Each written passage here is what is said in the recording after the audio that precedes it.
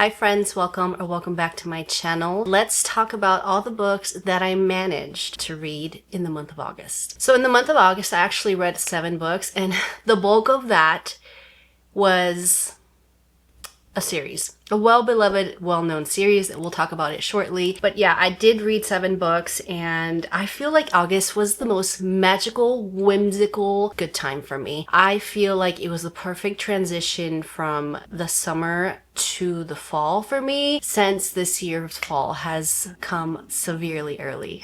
So the first book I read for the month of August was An Ancient Witch's Guide to Modern Dating by Cecilia Edward. I had such an amazing time with this book. I gave it a 5-star. This was so good, and I love the fact that our main female character, about to turn 40, so we got an older, more seasoned female character, which we all love to see. It's charming, it's cozy, it's modern.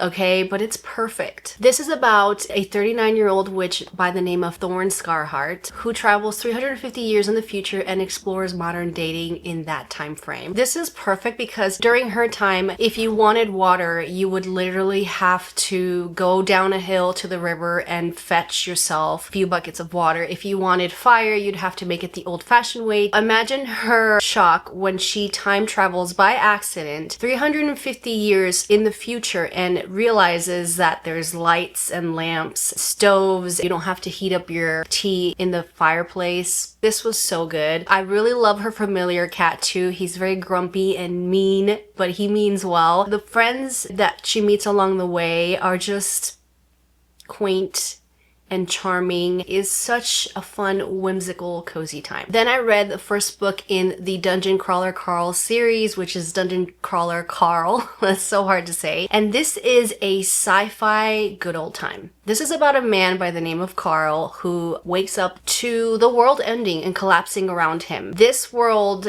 collapses down into an 8-level dungeon run by aliens, created by aliens as a TV show, where the humans are going through these different levels throughout the dungeon and they have to survive. So it's like a game show, reality show created by aliens, and the victims are the humans Carl and his ex-girlfriend's cat put in there to survive this game. And this is so good. This is the first book for me in a series where it's sci-fi, it's space opera, it's a good time, but you also have found family. You also get attached to the characters. The cat, Princess Donut, we love her. Okay, she is funny, she is arrogant, she is snobby. It's so funny and it's so fun. You get to see these characters grow and their relationship blossom throughout the books. I immediately jumped into book 2, but I haven't really had the opportunity to continue it because the next series I'm going to talk about has taken over my life in the month of August. This is a book that you might think you shouldn't take serious, and at first it's like that, but then you get more involved and more attached to these characters and what happens to them, and it's just such an amazing series. I don't know why it is not mentioned or talked about more. This, even if you might think that it would be out of your comfort zone, and it's kooky, crazy at times with goblin monsters and all these different aliens and monsters and all these crazy things that happen, just trust me, it's not just a fun, goofy time. There's also like emotional moments in there. You love all the characters, so you care what happens to them. It's action-packed. The audiobook is slightly animated and graphic. It's super graphic, but again, you guys, if you haven't already and you're looking for something fun but also filled with found family, heartwarming moments, a snobby cat, a funny main character by the name of Carl, you will love this series. This was hands down a 5-star read for me, and I'm so excited to continue the series. Then I read Tusk, Tales, and Teacakes, and this is by T.L. Stone. This is part of a duology. I have yet to start the second book, but if you want the same cozy slice of pie, slice of life type of feel that Legends and Lattes gave you, this is the duology for you. It's literally the same thing. We have a half elf, half human female main character who goes into a tavern to find a magical treasure that she hid there while she was on a mission with her warrior club. Just like Legends and Lattes, with her vigilante group, she goes there to obtain it. She gets caught by the owner of the tavern, and then she strikes up a deal to help restore his tavern. And there she meets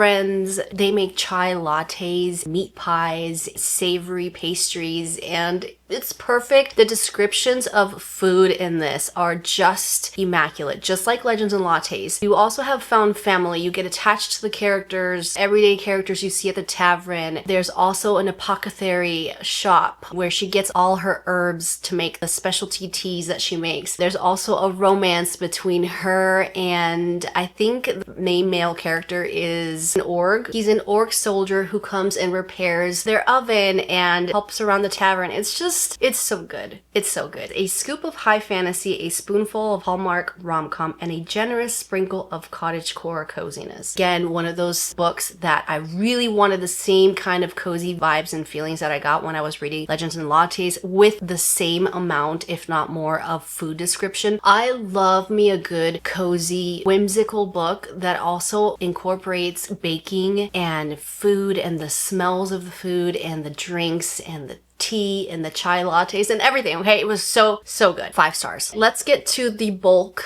of the rest of the month, what took over my heart and soul, and I regret nothing, okay? For the rest of the month, I actually started reading the Harry Potter series, and I ended up reading books 1 through 4. I almost finished the 5th book last night, but I was so tired, so I'm not counting it in this. I will be counting it in September's wrap-up. I have never, ever in my life fully read Harry Potter. And I just went into this whimsical rabbit hole with the Harry Potter series. It was the best, coziest, whimsical time of my life reading these books. It was just so good, and I understand now why people love it and hype it up and respect it. When I wanted to read this series, I started reading it when I was in 5th grade, and I wasn't old enough to understand and appreciate the dialogue and what was happening in the books, so I didn't finish it. I couldn't even finish book 1 because I did not understand it. Now that I'm older, I'm living that childhood dream of mine, the time where Harry Potter was the thing to read and everybody loved it and everybody were like huge fans of it. I am reading that. I am living my childhood, but better now because I'm reading this, and this was so good. You already know what Harry Potter is about. I'm not really going to go into the synopsis,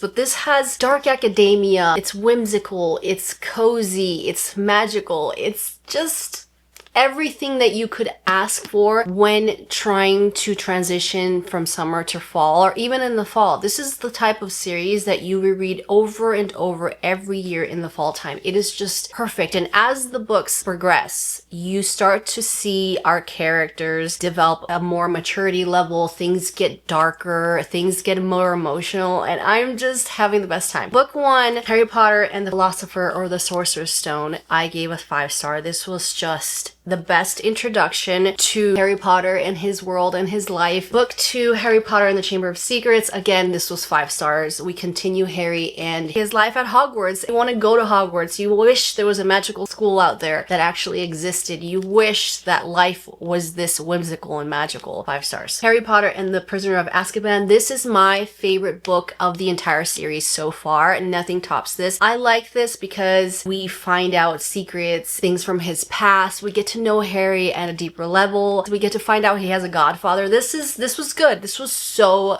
good. The intensity of the monsters or the villains in this one just amplify a little more. This was really good. 5 stars, obviously. Harry Potter and the Goblet of Fire, another 5-star read. I don't remember quite a lot of this, but this, again, another adventure, another mayhem, another secret unraveled. I'm just having such a great time with this series, you guys. I'm so happy that I'm finally getting to read it this year. So those are all the books that I've read in the month of August. I can't wait to share with you what I'm planning to read in the month of September. I'm probably going to work on my TBR today, if not in a couple days, but stay tuned because you will see a lot more cozy, witchy books, maybe a horror book, maybe a thriller, maybe a random hockey romance.